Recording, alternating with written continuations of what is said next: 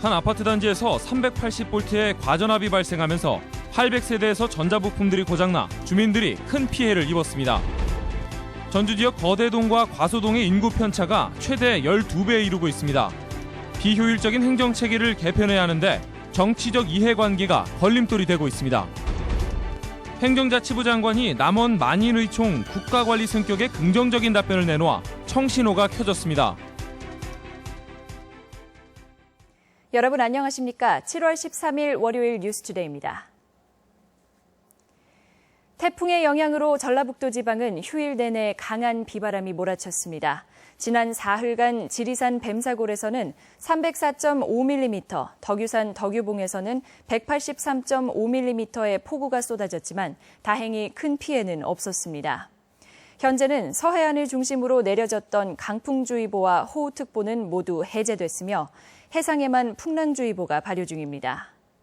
전주기상단은 서해안과 일부 내륙은 낮까지도 바람이 강하게 부는 곳이 있겠으며 비도 5mm 안팎이 더 내리겠다고 예보했습니다.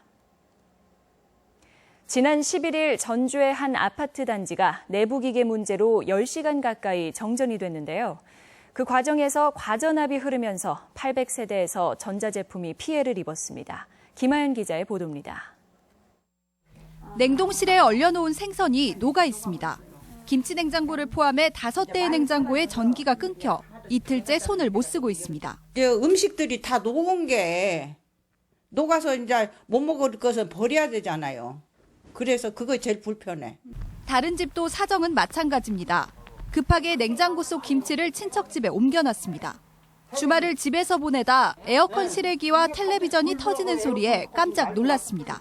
에어컨이 갑자기 줄어오더니 펑 소리가 나더니 이게 여기서 연기가 나고 불날 뻔했다니까요. 지난 토요일 오후 1시쯤 이 아파트의 6개 동 800여 세대가 갑자기 정전됐습니다. 아파트 측은 전기실의 기계적 결함으로 380볼트의 과전압이 흐르면서 사고가 난 것으로 파악하고 있습니다. 정전은 10시간 만에 복구됐지만 과전압으로 사용하던 전자제품이 망가져서 재산 피해가 상당할 것으로 예상됩니다. 아파트 측이 정확한 피해 규모를 파악하고 있는 가운데 보상 문제의 난항이 예상됩니다. MBC 뉴스 김하연입니다. 남원 만인의총 국가관리 승격에 청신호가 켜졌습니다. 전라북도는 지난 10일 남원을 방문한 정종섭 행자부 장관에게 만인의총 국가관리 승격을 건의한 결과 반드시 국가관리가 되도록 노력하겠다는 답변을 얻었다고 밝혔습니다. 전라북도는 지난 1999년부터 호국정신과 민족의 얼을 만인의총 국가관리로 승격해줄 것을 요청해왔습니다. 새만금 부지 내에서 대단위 사료작물 재배가 추진됩니다. 군산시는 새만금 지역에 노출된 땅 330헥타르를 대상으로 150헥타르에는 사료작물을 재배하고 나머지 180헥타르에는 자생갈대를 채취하기로 하고 농축협과 농인법인의 신청을 받고 있습니다. 군산시는 이달 안에 대상을 선정해 농어촌공사와 계약을 맺고 새만금 지역의 작물 재배에 들어갈 예정입니다. 전주에서 인구가 가장 많은 동과 가장 적은 동 간의 인구 편차가 12배나 납니다. 인구가 많고 과밀한 동을 분리하는 게 시급한데요. 차일피일 미루고만 있습니다. 이유는 바로 선거구 문제와 같은 정치권의 이해관계 때문입니다. 박찬익 기자의 보도입니다. 전주시 효자사동자치센터는 하루 종일 민원인들의 발길이 끊이지 않습니다. 대규모 아파트 단지들이 대거 들어선 서부 신시가지와 혁신도시 등이 편입돼 있어 인구가 유난히 많기 때문입니다. 전주시에서 장애인이나 기초생활 수급자들이 세 번째로 많은 동으로 업무량도 많고 그다음에 이제 찾아오는 민원인도 많습니다.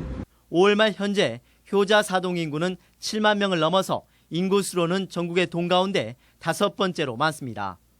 전주시에서 가장 인구가 적은 풍남동과 비교하면 무려 12배에 이르는데 효천지구 개발 등으로 인해 인구는 계속 증가할 전망입니다.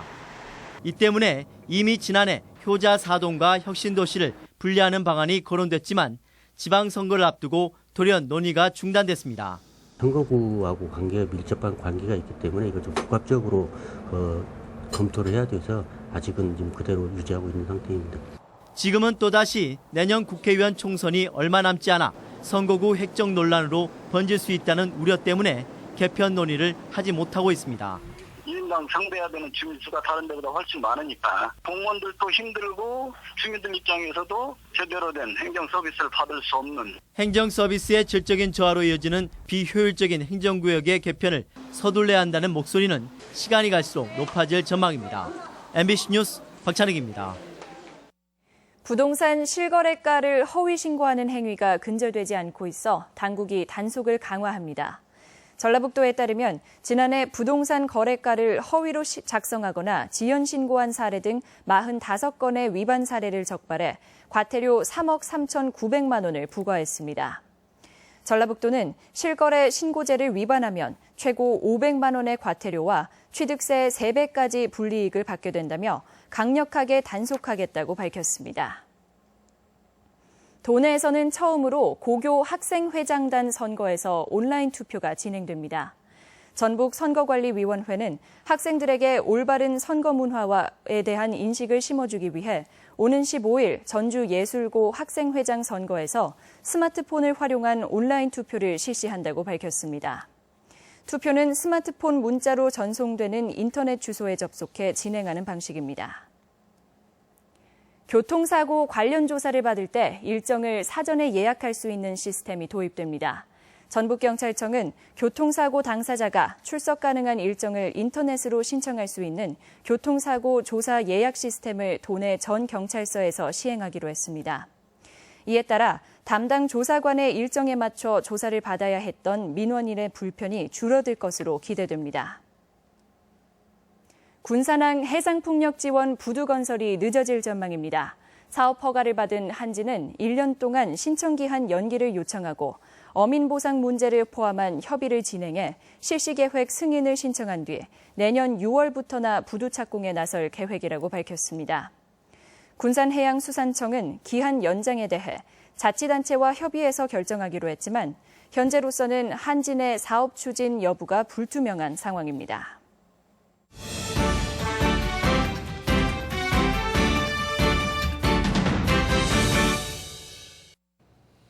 안녕하십니까. 주간 포커스입니다.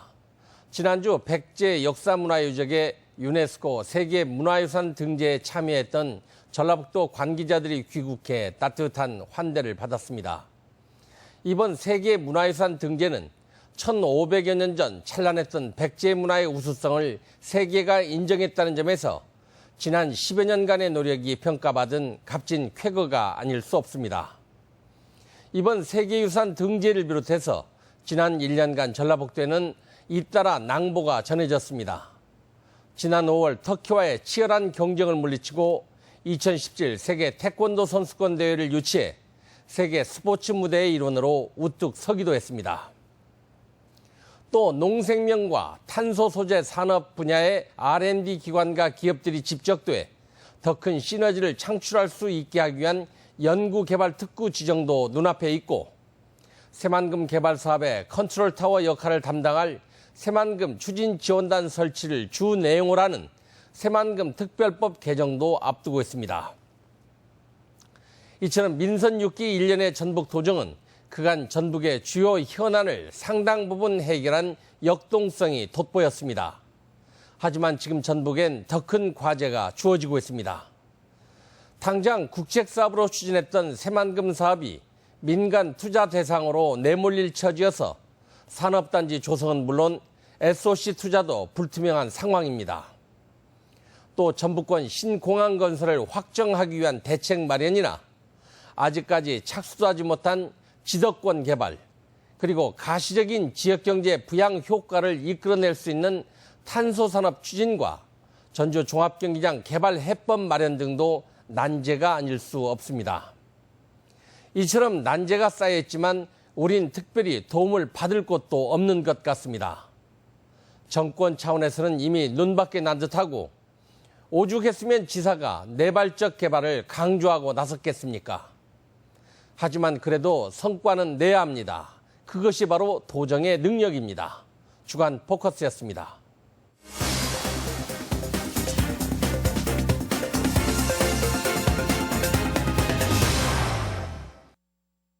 완주군이 구이면에 제2호 로컬푸드 거점 가공센터를 완공하고 본격적인 운영에 들어갔습니다. 이 밖의 시군 소식을 유룡 기자가 보도합니다. 완주군은 지난 2012년 고산면에 설치한 제1호 거점 농민 가공센터가 구이 이서 상관면 농민들의 접근성이 떨어진다는 지적에 따라 제2호점을 구이면에 열었습니다.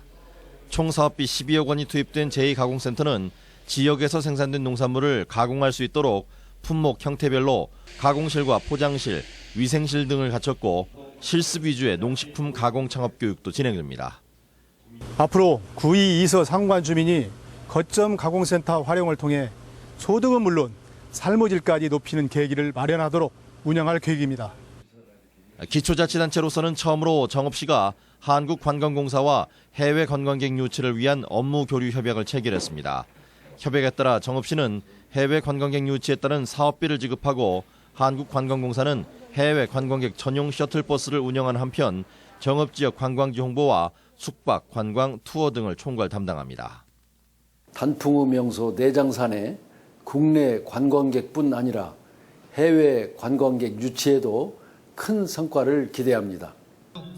한국농업경영인 진안군연합회가 사람과 자연이 함께하는 희망진안을 주제로 제22회 농업경영인 가족대회를 열고 우수회원에게 표창과 공로패를 수여하는 한편 다채로운 문화행사로 친목과 화합을 다졌습니다. 무주군 과수영농조합원 200여 명도 단합대회를 갖고 농민도 부자 되는 무주 실현에 이바지하자는 데 뜻을 모았습니다. MBC 뉴스 유룡입니다. 농촌진흥청이 볕과 식물을 갉아먹는 멸강나비의 방제를 농가에 당부했습니다. 멸강나방은 주로 벼와 옥수수, 수수 등에 피해를 주는 해충으로 지난달 중순쯤 중국에서 날아온 것으로 보이는데 최근 6년간 개체수가 가장 많았던 것으로 파악됐습니다.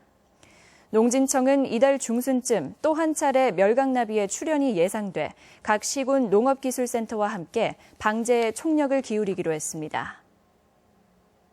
병설 유치원과 초등학교 놀이시설 공사 전부가 분할 발주를 통해 경쟁 입찰이 아닌 수의 계약으로 이뤄져 개선이 필요하다는 지적이 제기됐습니다. 도의회 이해숙 의원은 지난해 병설 유치원과 초등학교 놀이시설 공사는 금액이 모두 1,500만 원을 넘었지만 공사 금액을 구입비와 설치비로 분할해 수의 계약됐다고 주장했습니다. 또한 공사의 90% 이상을 외지 업체가 수주해 사후 관리에도 어려움이 있다고 밝혔습니다. 여름방학을 맞은 학생들을 위한 다채로운 교육 프로그램이 운영됩니다. 전북교육문화회관은 방학 동안 해설이 있는 그림책 원화 전시회와 독서, 수영교실을 열고 군산교육문화회관은 수학과 과학교실 등 22개 강좌를 진행합니다. 또한 다음 달에는 제16회 과학사랑 한마음 여름 과학캠프가 임실에서 열리고 초등생과 가족을 대상으로 한 수학체험 교실이 전북 수학체험센터에서 운영됩니다. 우리 지역 행사와 문화 소식입니다. 한국여성미술제가 오는 17일부터 8월 30일까지 전북 도림미술관에서 열립니다. 창작극회가 오는 17일부터 8월 2일까지 창작소극장에서 연극 곰스크로 가는 기차를 공연합니다. 바리톤 조장남 군산대 교수의 정년퇴임 기념음악회가 16일 한국소리문화의 전당에서 열립니다. 사진작가 김유찬의 6번째 개인전이 오는 19일부터 24일까지 도청 기획전시실에 마련됩니다. 전북교육문화회관은 그림책 원화 전시회를 오늘부터 4주간 엽니다. 전주시는 오늘부터 17일까지 매일 3차례 시민과 관광객들을 대상으로 옛 도청사 현장 투어를 운영합니다. 지역인재와 입주기업 만남의 날 행사가 오는 16일 군산 고용센터 4층에서 개최됩니다. 전주정신을 규명하는 제17회 전주학 학술대회가 16일 전주 역사박물관에서 열립니다. 전주시 열린시민강좌가 내일 전주시청 강당에서 환경의 자녀교육 전문가의 특강으로 진행됩니다. 국립민속국악원은 청소년 국악강좌를 개설하고 오늘부터 29일까지 수강생을 모집합니다.